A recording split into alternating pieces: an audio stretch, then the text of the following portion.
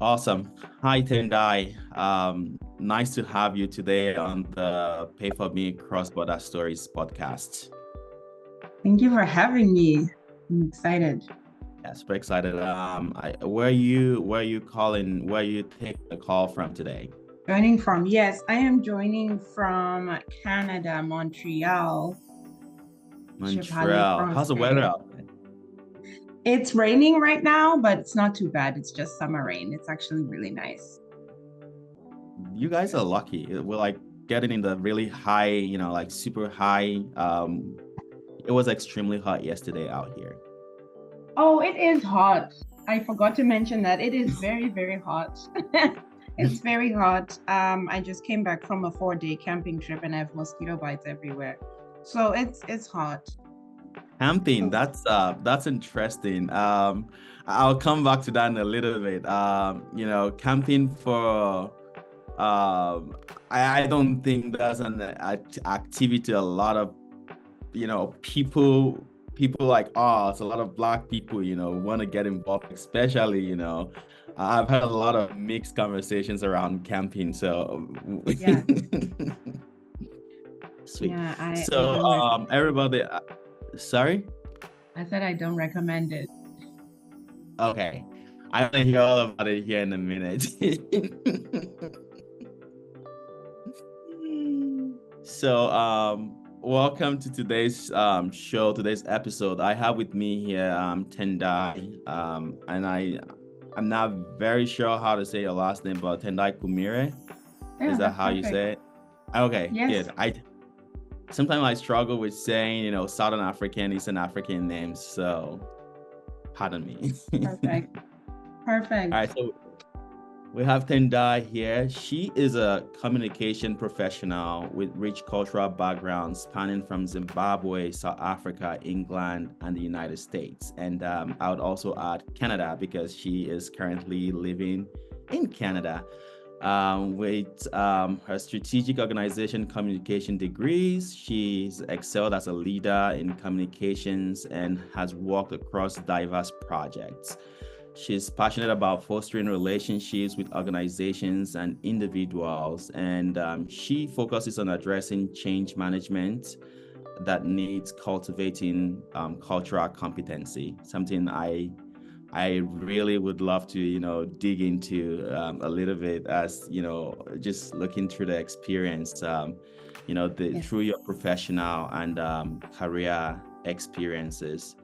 And Tendai strives to empower organizations to celebrate diversity, enhance cultural understanding, and achieve inclusive excellence. Happy to have you here, Tendai, and welcome. Thank you. Thank you so much. I appreciate it very much. You, I'm a little nervous, you but are. I'm excited.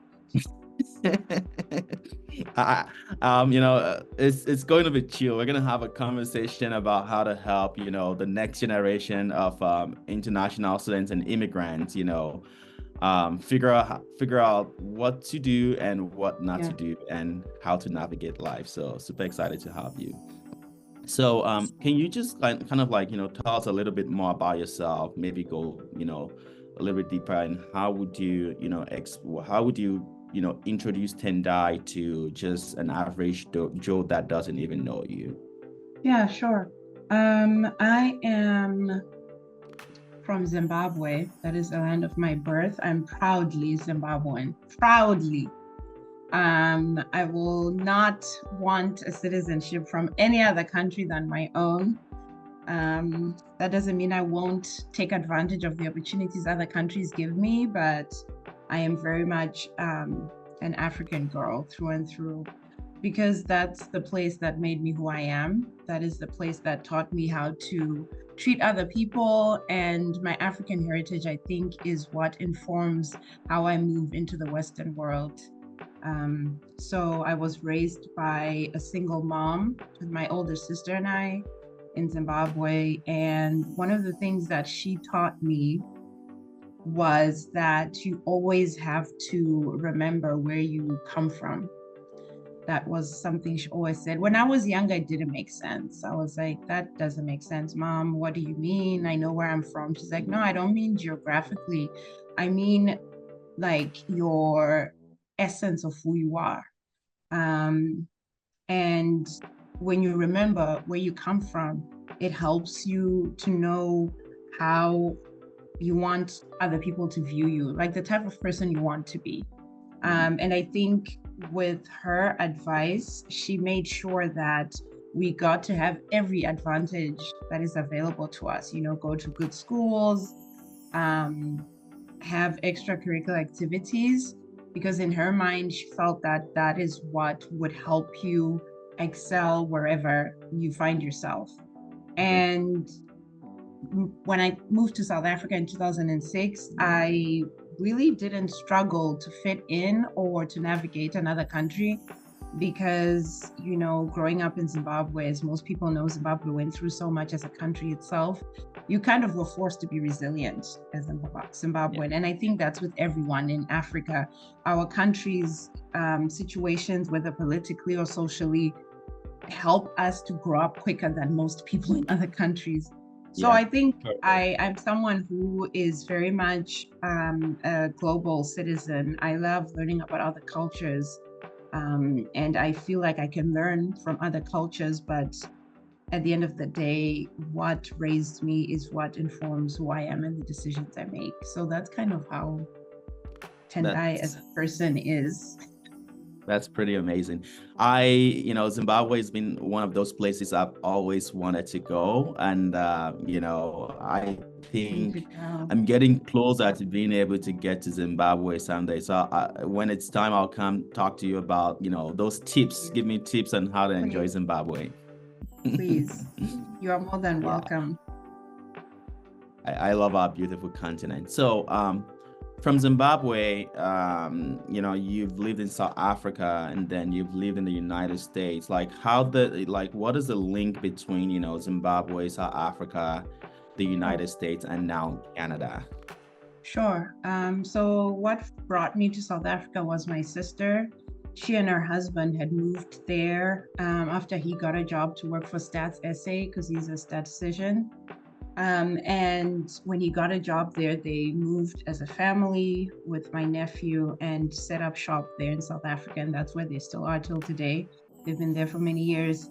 And so she thought it would be a good idea for me to go live with them. And at that point, I had finished high school and she wanted me to kind of find a job and just see if South Africa is somewhere where I would want to I guess, grow my roots, which is funny now because I'm not there anymore. So I think my family's desire is always for me to find roots at home, but I've always been like, but I want to see what else is out there. So I only went because my sister had moved with her husband and I lived with them. But then I later left. I was there for 7 years. South Africa is a beautiful country. I learned 2 of their languages and I speak them fluently till today. I made a lot of friends, but I think I wanted more. I'm someone who always wants more. I don't know if I'll ever be satisfied. I hope I can, but I always want to see what else is out there because I can't just depend on what the media shows me. I want to see it for myself. And that's something that I personally am learning, watching how you move, even though you're interviewing me, but I feel like I can also say I've learned a lot. Hey, you're welcome. We can talk about me right? Let me give you your flowers while you're still here. Because you're the type of person who always wants to see what else is out there. I can't remember when it was, but we were having a conversation and you mentioned something that has stuck with me about, why not you? You said that, at the end of the day, we all have opportunities to do what we can. Why not you? Why should you always, be inspired by other people, but you can also do it, why not you? And so that has helped me to kind of recognize that, Paul said, why not you? Why does it have to be someone over there when you can do it? Yeah. I think that's what I've always just done. Like, why not me? And here I am. That's cool. That's true. I do remember, now that you mentioned that conversation, I remember that conversation. I think we're talking about role models, right? Yes. And people would say, ask you who's your role model, and Yes. you say, well, my role model is, Gates, my role model is, some Yeah, billionaire guy out there, some billionaire girl out there. And then I think I answered the question, you know what? I am my own, just everything, right? exactly. Exactly. And I do admire those guys and what they've done, but I think everybody's journey is different, right? And Yes. I'm glad that you brought that up. So you moved to the US to assume, well, don't let me assume, so from South Africa, you Oh, you wanted more, you yes. just so how did you decide the US Yeah. was the next place, and like how did it go? Sure. So before my stint in the US, I went to England to do a full-time mission for the church that I attended then. They offer volunteer missions. And so at that time in 2010, I was just trying to figure out what I want to do with my life. And I wasn't ready yet to start school. And so I figured this is something that I could do for 2 years. At that point, I did it for 18 months. And I thought I would be able to just see what's out there. I think at that point in my life, I just wanted to serve. I wanted to give back to, to life, like paying it forward, so to speak. Mhm. And I felt that that was something that I wanted to do then. And so by the time I got ready and prepared, it was 2013 to 2014. I was there in England, just, teaching people about Christianity and the gospel.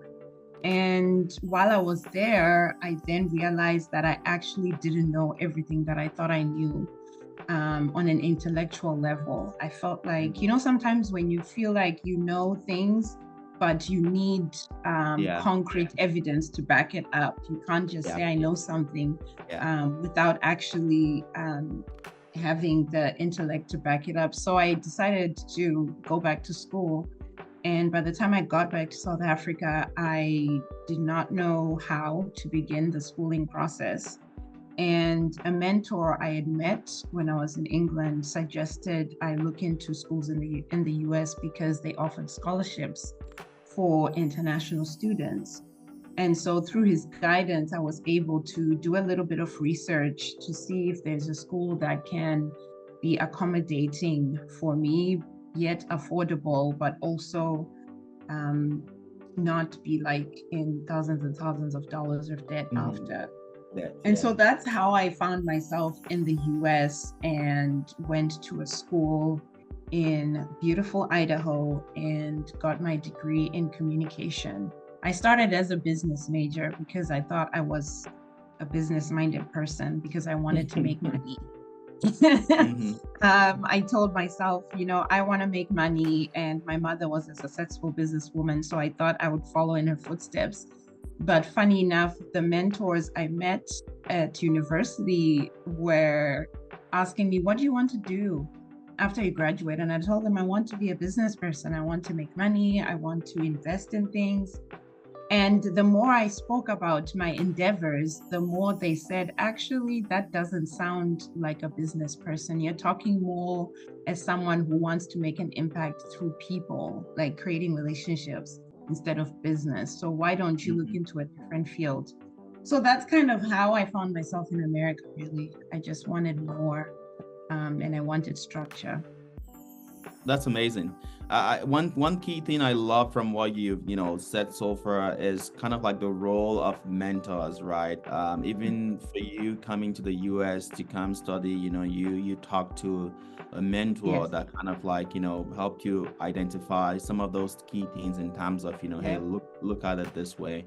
And also, once you arrived in the US, you thought you wanted to start a business, and then eventually through talking to mentors, you Yeah. realize probably should go a different route. Yeah. Um, And I think I can draw a little bit of contrast to that, right? When I came to the US as an international student, I think I changed my major like 4 times, Mm-hmm. you know? Yeah. I Yeah. initially started out as a psychology major, then I changed to sociology, then I changed to policy, Mm-hmm. and then I think, I end up with something else at the end of the day. So that's pretty interesting. So life in the US, right? Well, before life in the US, can you kind of like give us, if I was like, really, just at the beginning of my journey, right, trying to come to school in the US today, what are some of the main things that you'd say, hey, you're trying to go to the US for education, or Yes. you're even trying to study abroad in general, right? What are some of those key things you say I should be doing right now, Yes. or I should try to, incorporate to Mhm. help me prepare for that process, for that transition? Yeah, I think research is important. One of the first things I remember doing was figuring out how I was going to afford this new endeavor. And, we all come from different backgrounds and we all come from different socioeconomic statuses, but that doesn't mean we're not worthy of being able to aspire to our dreams and endeavors. So I think the first thing is you have to believe in yourself. And the reason why I say that, I didn't know that then. I only know it now looking back, but then I think it is important to believe in yourself, because here's what's going to happen, especially if you're coming from Africa. Everyone around you is going to tell you that that's a frivolous dream. You're going to be reminded that this is too far away of a thing. Unattainable. Why Yeah. do that? Yeah. Why do you want to leave? Why do Yeah. you want to go somewhere when you can do those same things in your home country, right? And it's understandable for people to have that concern, but sometimes the opportunities you can get at home, you can get them after 20 years, when in another country you can get it in a year, right? Yeah, I So agree. you have to believe in yourself. You have to be someone who knows that no matter how many naysayers come, you are still going to believe in yourself, right? You know what you want. And the second thing would be research. Do your due diligence, do your research. When you pick a school, okay, what does the school offer me? What are some scholarships the school has? Because what I didn't realize is the school I went to actually did offer scholarships. But at the time I was applying, I didn't know that. I only found out when I had already gotten to the school. So most of the money I could have received when I was already at school, I could have received that before I went there, which would, was a financial setback for me. But I feel like you need to do your research. Don't just say, I want to study abroad without having a plan. So yeah, first of all, you need to believe yourself, research. The third thing is you need to find or communicate and talk to mentors around you. And these are the people that you admire, but these can also be people who have succeeded in whatever field they're in. Because what these people have to give is knowledge that you don't have. These are people who can foresee things that might be a hindrance or a benefit for you. And so in my case, let's give an example. My mentor was like, Tendai, I think you would do better studying abroad, because I think you have that tenacity and resilience to be able to accomplish this. Now, at that point, we weren't even talking finances. He was just like, I can see that this is something you can handle. So a mentor in that sense is someone who sees something in you that you can't see in yourself, right? You need that kind of support, people who can uplift you, people who are willing to invest in you, not just financially, but emotionally and mentally and intellectually. These are people who have been there, done that, and are able to help you. And it has to be people that know you, that understand your dreams, that understand how important those dreams are for you.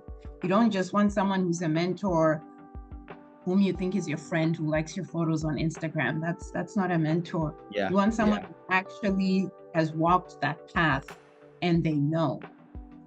So yeah, those are the three things I think that are important. Believe in yourself, do your research, and find people who are willing to invest in you in any way they can. I love those. Thank you very much for sharing. Really appreciate it. And I think those are very important, they're very important, just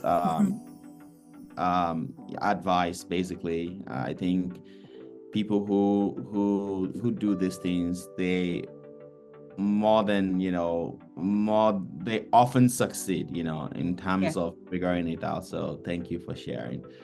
Okay, so let's move on to life in the US.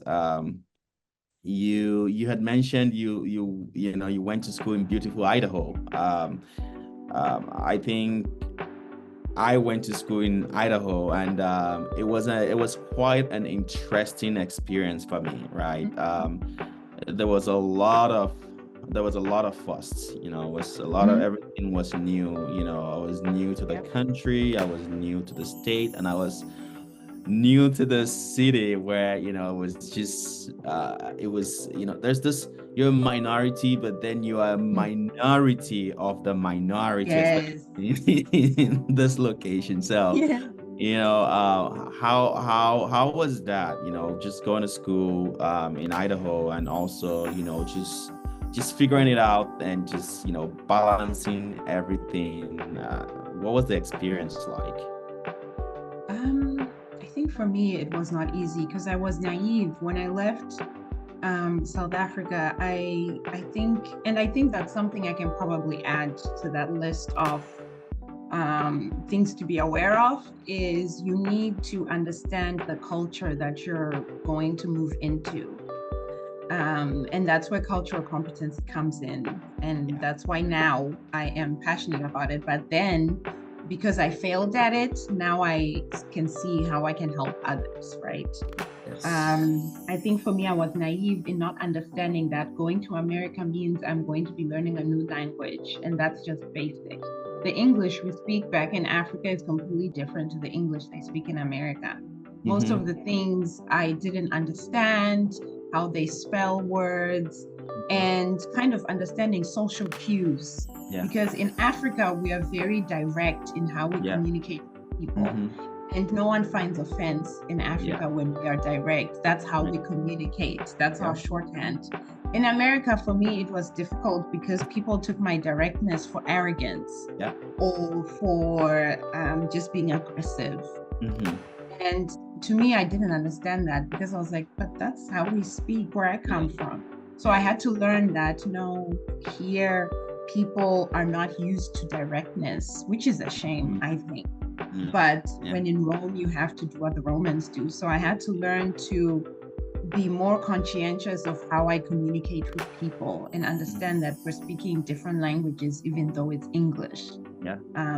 So I had to understand social cues. And something that is important is understanding the laws of the land.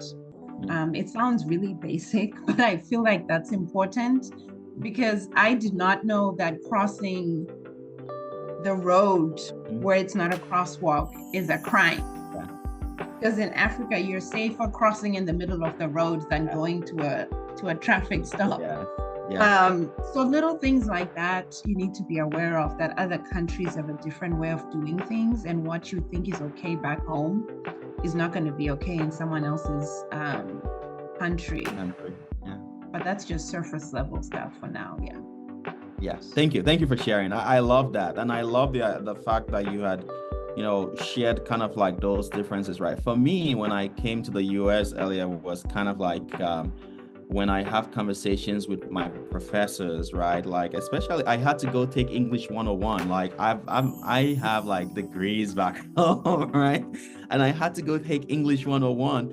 I even Yes. had to go take I had to go get tutoring. Like I was like, Mm, because in most of Africa, there mhm. British colonized Africa, right? We Yes. just to your point, we write and say things differently. For instance, Americans would call the boot, what we call the boot of the car, in Hmm. most English-speaking African Yeah. countries, or British colonized African countries, they call it trunk. Yeah, and when you write, say, for instance, in America, when you want to write color, you write COLOR, right? But in Africa, when you want to write color, you write COLOUR, and just little changes here and there, Yeah, yeah. doesn't mean you're They would treat stupid, you right? like Doesn't you mean you don't don't know how know. to speak English, and yet you do. You're very much proficient. Yeah, Exactly.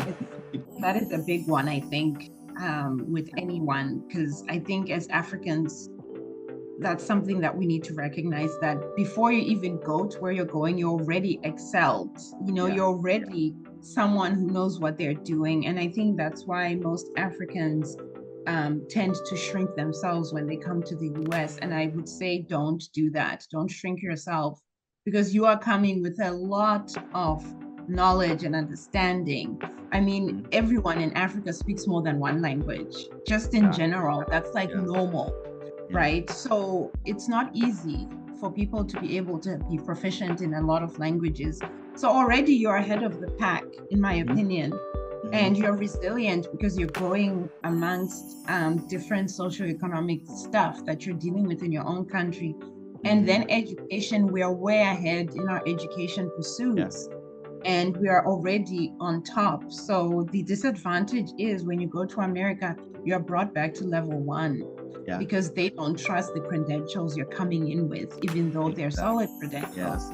Yeah. So I think for African students, don't let that deter you or make you feel like you're not good enough. Yeah. That's just their system, unfortunately. But you are just as capable and just as bright to be there. And you shouldn't let that, red tape and bureaucracy stop you from Yeah. thinking, oh, I'm not good enough. Yes, you are good enough. You Yeah. speak more than, one language. You have British education, which is the standard and is Mhm. high. Your English is very much good. Yeah. It's just that you pronounce it with an accent, and that's okay because of where you come from. But you shouldn't sell yourself short. And I think that's how I struggled, because I felt like I was lower on the food Mhm. chain, when in actual fact, I realized later on that I actually know more than these people who are surrounding me. Yeah. Thank you. And I think it draws back to, your point about having mentors, right? I think Yeah. when international students, from any origin really, or from Africa, come to the US or migrate to other parts of the world, we can't, I think personally, I can't overestimate the value of having a mentor, right? Have a Mm, mentor or a community that you can kind of like immerse yourself in, to be definitely. able to mentor you and Yeah. say, hey, here's how to do this, Mhm. here's where to go do this, just simple things like even where to find groceries, or Yes. and stuff like that. So I think a Yes. mentor, to your point, right, somebody who's done it, or Mhm. somebody who has like the experience on how you want to do that. So thank you very much for sharing. And I want to kind of like dive a little bit into kind of like your walk around cultural competency, right? Considering, how it goes both ways, right? Just Mhm. you've mentioned that a little bit, is when we move here as people, Yeah. as international students, as professionals, or whatever time, of whatever the time of the day is that people use, Yeah. we we come here with very high credentials, with a lot Yes. of educational background, etc., but there's still some learnings to be done on our end. Mhm. And in some cases there are some learnings to be done, quite a lot of learnings to be done, Yeah. with the people that we're coming to now Yeah. associate with, call our colleagues or call our Yeah. professors or whatnot. How do you recommend, or from your work so far, Sure. how do you recommend, international students or new immigrants moving to new places handle this type of interactions? And in some cases, we do also have to educate the people that we interacting with. Mhm. How do you, how have you seen this Yeah. over your career? And how do you recommend we kind of like address the situations? Yeah. I like what you said, that we have to educate people as well. Because there's this quote, I can't remember who said it, but it speaks to how you have to really want to train people how to treat you. And I love that quote, because if you don't, because it's almost like it's saying you should need to lead by example, but at the end of the day, it has to be verbal. You have to help people understand how they can communicate with you. And for me, the mentor I had when I was at school, which is something I forgot to mention that international students need to be aware of, is most schools will provide you with a mentor, which is fantastic, like an on-campus mentor, someone to kind of hold your hand, for the first few weeks. And for me, it was a wonderful girl from Nigeria. Her name is Matilda, and we're still friends till today. We're very close. And she was wonderful. Seriously, she was studying software engineering then. She's since now graduated. And she's settled in the US with her husband and her kids. But she, I was fortunate to have someone from Africa be the one to help me navigate that space. And I think it speaks to the school's initiative to make sure that you're paired with someone who kind of understands your background, where you're coming from, right? I think if it was someone who was American as my student mentor, that would have been very awkward because they don't know where I'm coming from, in a sense. But having another fellow Nigerian, it helped that it was someone who was already there. It's someone who's coming from Africa who understands me. Yeah. And we had a shorthand already. We got along very well because she's someone who understood that, hey, you're also coming from Africa, right? Even though our countries are different, but there are certain things that we know we can have common ground on. And when it comes to cultural competence, the definition for that is just being aware of your own cultural beliefs and values, and how these values may be different from whichever culture you've now found yourself in. And so, like in America, I gave an example earlier that sometimes you have to recognize that as Africans, we're very direct. That's how our world works. We're direct, we keep going, we're very much clear in what we expect. And you see that even in families or in relationships or anything, we're very clear. We don't mince words. We're not going to coddle you, but we feel like directness helps us move forward quicker. But in other countries, that's the complete opposite. They don't like directness. They find it as something that's a negative. But for us, it's a positive. And so something that I think is important is understanding the 4 C's of cultural competence, right? And this is just basic. I don't want to sound like I'm in class. Hey, you gotta give it to us. We want to learn cultural competency. And interestingly, I don't know what the 4 C's of cultural competency is. So it's going to also be kind of like a learning experience for me as well. So, cultural competency, it being, learning from different cultures, but the 4 C's are, you have to be aware of your own cultural worldview. And what I mean by that is, how in Africa, we have our own perception of what America is, right? Because of what we've been fed through the media in our respective countries. So we will think that, America is just gangs, or we'll think America is just, everyone's a rapper and everyone has money. And then you find yourself in America and you're like, wait, there are poor people in America? No, that was happening. That was heartbreaking for me. Exactly. So it doesn't make sense for us because we're thinking, wait, I thought these people were to some extent better than me in a sense, but now I'm noticing that I speak English better than so-and-so. So you have to be culturally conscious. That's the first one. And the second one is you have to be aware of cultural differences, right? And that's a big one because you're doing this to avoid offending people. I'll give an example. When I was at school, I didn't know for Americans that damn was a bad word. Where I come from, damn is just a word. It's not even, everyone says it. But when I would say it, people would kind of be so surprised. That's a bad word. I'm like, how? Everybody says damn. So I had to learn that some of the language I used back home was acceptable, but in some places it's not acceptable. And this is, you might say to yourself, why must I be aware of that? Well, that determines how people see you, how you present yourself. It's almost like you are walking on eggshells, but not really. You're just being aware that when I'm with this certain group of people, this is how I will conduct myself. Because that's the only way they'll respect you. That's the only way they'll kind of listen to what you have to say. So you have to be aware of those cultural differences. The third one is cultural practices. Now, this I think every African can, understand, because we have our own cultural practices that are very much important. No matter where you go in the world, you will always remember those cultural practices, right? In Zimbabwe, we have this cultural practice where we respect our elders, right? You don't talk back. Even if the elder's wrong, you don't talk back. You wait until they finish speaking, and then you can share your 2 cents, but you're not going to, challenge them in the moment. And so when you're at school, maybe you're upset with what your professor has said in an assignment. You want to challenge them, but you're going to have to recognize that you can't do that. You challenge them in a more respectful way.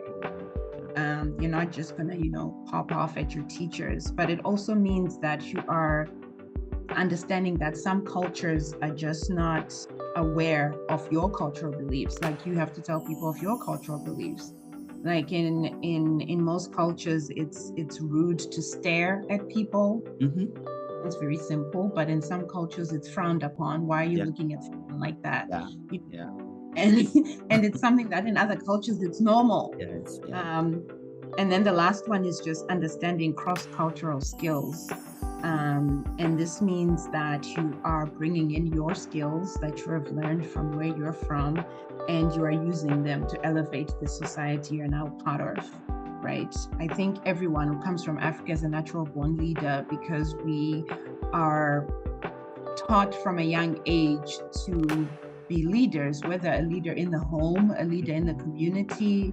If I remember my cousins who are male, we grew up having to kind of show reverence and respect for them, because if any of our uncles passed away, they become the next fathers of the home. Until today, I respect my male cousins very much. If I have advice I need, I can consult my male cousins, because they're considered the head of the family, because they are just groomed to leadership. And then in other cultures, they don't have that. They just get to do whatever they want. They get to act however they want. And for us, it's something that we're like, we don't do that. We're more respectful. We're more conservative.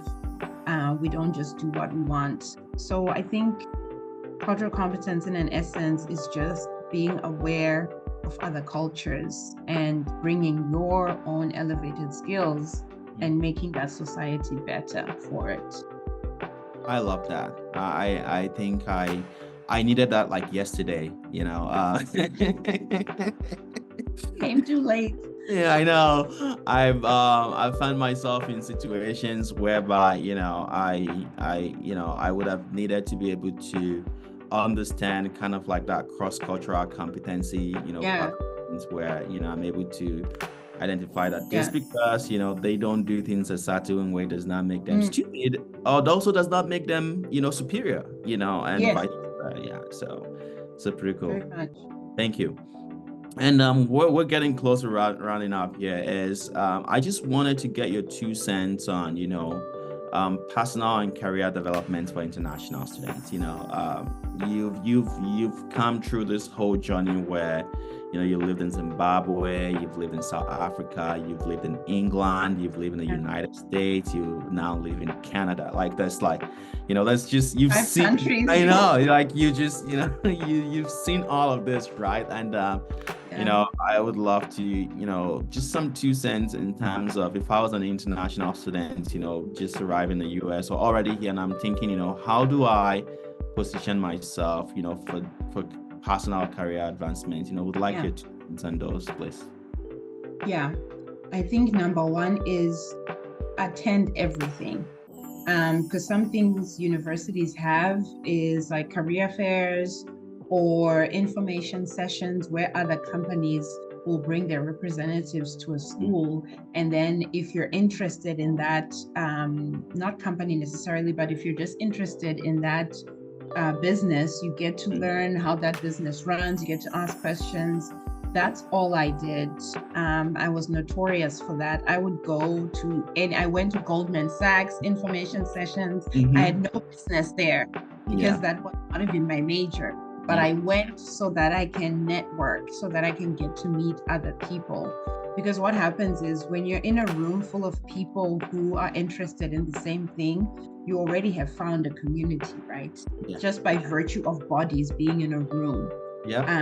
And you now go there with the intent to learn, but you're also going there to find like-minded people. I think it's very important when you're at university to find like-minded people.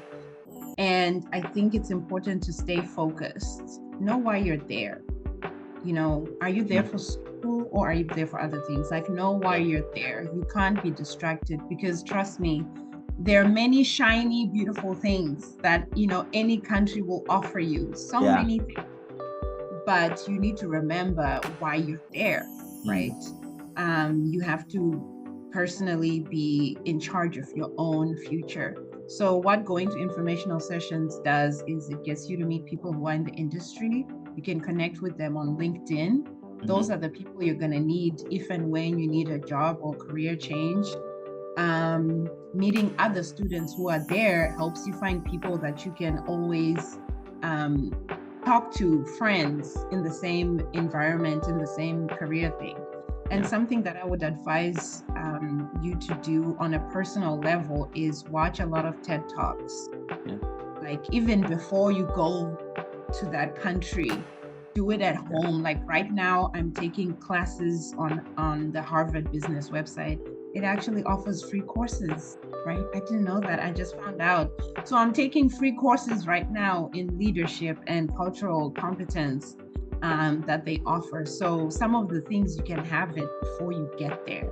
Because we always think that, oh, I'll do it when I get to America, I'll do it when I go there. No, start now when you're home. As long as you have internet, you have the world in your hands, right? You can learn and teach yourself things before you get to where you're going. What's that going to do for you? You're going to be ahead of the curve when you get there. You're going to be one who's sitting in the room who already has some knowledge. And professors love people like that, because those are people they'll recommend for jobs. Those are people who recommend for a letter of recommendation. So you want to be able to be seen, you know, even if you're shy, but have hobbies outside of, you know, what you're interested in, because those are the things that will make you stand out. Even when it comes to looking for a job, right? Some jobs won't require that, but when they know that you've done this on the side, they'll be like, this person likes to learn things. They will put you in places where you can be able to use that skill. Because I think we always think that I'll do something when I get there, but no, that's not true. You can do it while you're in your home.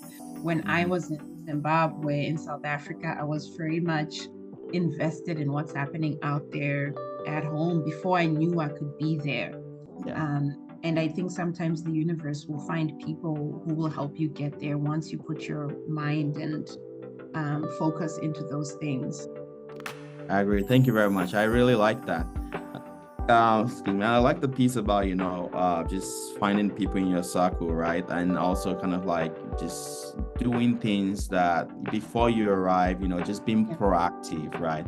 I remember one of my professors from undergrad, she was the professor in charge of, literally I had to go take like extra, like, you know, the class about US history and whatnot. And I still use her as my reference till date, right? You know, like we had some, you know, like we connected on so many levels, right? You know, I still use her as my reference till date. And, you know, so then we're like, college professor, you know, I'm like, yes, I know exactly which one to, you know, to go to. So thank you. And I love that. In closing, do you know, what are the best practices for camping in the US or in Canada or wherever you went camping?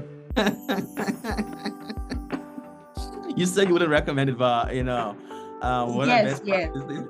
Yes. So for us melanated people, we need to carry a lot of bug spray. I'm not even joking when I say that.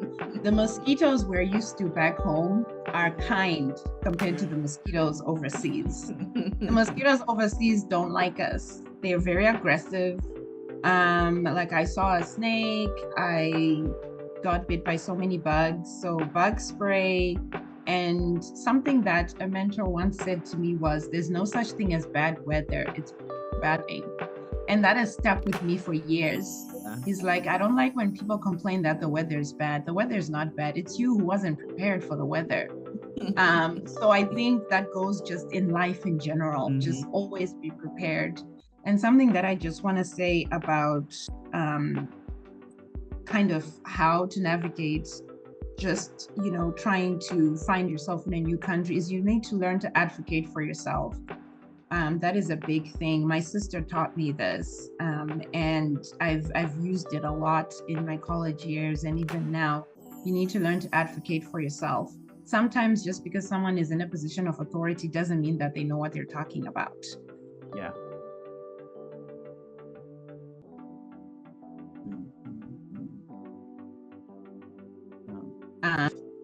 An example I'll give is in college, you had to take a math class. And I was already a mature student. I was in my 30s in university, and you're telling me to do math. I was like, no, I don't want to do that because it's pointless to what I'm trying to study. So what did I do? I had to advocate myself, and I went to the dean and told him that I don't want to do maths. It's like, okay, what's your reason? And I'm like, I'm a mature student. I was in high school many years ago. I don't see the relevancy of me doing college math. And he's like, okay, you need to write a letter explaining your reasons and send it to the math department head, and they will decide. And funny enough, the math department head read it and he understood. He was like, yeah, it's pointless. So I didn't have to take any math classes. See, if I wasn't willing to advocate myself, I would advocate for yourself. Yeah.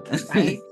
So sometimes just because the rule says this doesn't mean that is the rule. There are exceptions to every rule. I agree. So I think you need to always be very wise and learn to advocate for yourself. Just because you're overseas and you think that they do their own things doesn't mean they can't make an exception for you, because you're already different. You're coming from Africa. You're coming from a whole different educational system. That is probably ahead of where you are going. So it's okay to advocate for yourself and be like, I took these classes back home. I'm very proficient. Why do I need to? And just find out if they can make an exception. Because it helped me a lot. When I started speaking up, I noticed there's so many things I didn't need to do. Yeah. And it helped. Awesome. Well, thank you very much, Tendai, for your time. Really, really appreciate all of the, all of the golden knowledge, and also sharing your experience with us. I'm sure a lot of the listeners would find this, very helpful. And just in case somebody, is watching this and they find this very helpful and they want to chat with you more, are you open to that? Yes. Okay. Yes. How can they reach you? Yes, so they can reach me on LinkedIn. I am Tendai Kumire on LinkedIn. Okay.